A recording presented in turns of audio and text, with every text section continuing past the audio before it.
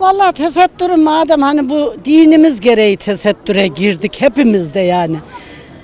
Biraz daha ucuz olsa mesela belki gençlerimiz hevesler daha mesela ucuz olduğu için daha güzelce tesettüre girer. Yaşlılar da mesela hani belki üstüne biri partüsü alamıyor, belki daha düzgün bir şey alamıyor. Ucuz olsa daha iyi olur. Ucuz yapsınlar tesettürü. Bu dinimiz gereği hepimiz kapalıyız yani. Dinimiz gereği kapalıyız.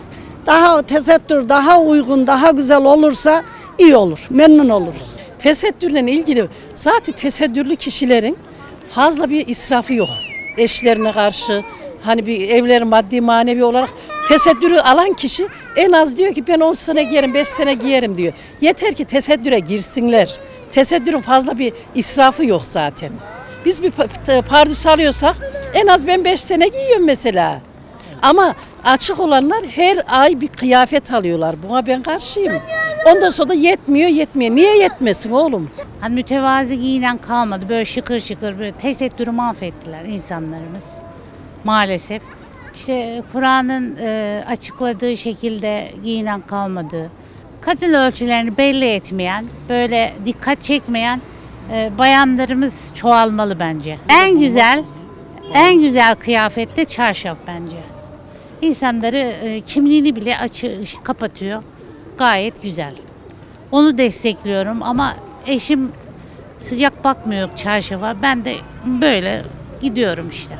Bak sorduk, daha yeni sorduk. Aldı başını gitmiş. Daha 40 yıllık bir çarşıya çıktık. Aldı başını gitmiş 1000 lira diyor, 750 diyor.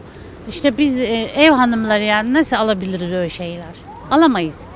Çok başörtüler bile öyle çok pahalanmış. İslami tesettür satıcılarımız mesela daha uygun satabilirler. Daha güzel böyle Kur'an'a uygun kıyafetler, güzel şeyler çıkarabilirler. Böyle şıkır şıkır ne o öyle? İnsanları dikkat çekici şeyler. Daha mütevazi elbiseler. Dine karşı hani daha güzel. En güzel diyorum ya size çarşaf. Dışarıda, içeride ne giyersen giy kardeşim. Bir de gerçekten çok pahalı her şey. Bak alamadan gidiyorum. Alamadan. Yani pahalı olmaması lazım. Fiyatların uygun olması lazım. Ulaşabilmemiz lazım. İslami kıyafetler alacağımız mağazalara. Tesettür firmalarını çağırırım.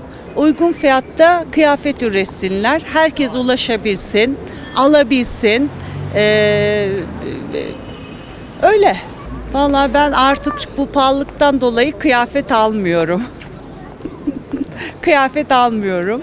Evde olan kıyafetlerimi kullanıyorum, giyiyorum. Şu an kıyafet almıyorum. İnsanlar bir şey içinde böyle bir bunalım, bir sıkıntı, bir çaresizlik o durumdalar.